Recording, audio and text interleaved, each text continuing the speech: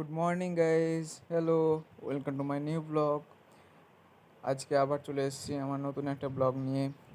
So guys, আজ ঘুম থেকে উঠে পড়ে ফ্রেশ হতে চলে গেলাম। ফ্রেশ হয়ে চলে গেছিলাম আজকে জিম করতে। সকাল সকাল জিম চলে গেলাম, কারণ তারপরে একটু ব্যস্ত ছিলাম সারাদিন।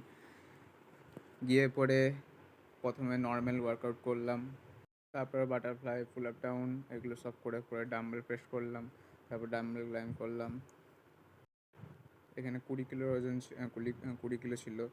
তারপর চলে গেলাম বাইসেপ মারতে। বাইসেপ প্রথমে 10 কিলো, 5 কিলো মারলাম, তারপর 10 কিলো মেরেছিলাম, দুটো করে সেট। তারপরে ঘর চলে এলাম।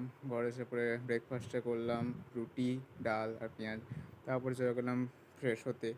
আজকে লাঞ্চ করার টাইম পাইনি একদমই, দোকানের কাজে একটু ব্যস্ত ছিলাম। সো গাইস, তারপরে রাতের ডিনারে ছিল আজকে রুটি আর ঘুগনি। সো গাইস, গুড নাইট, সবাই টাটা।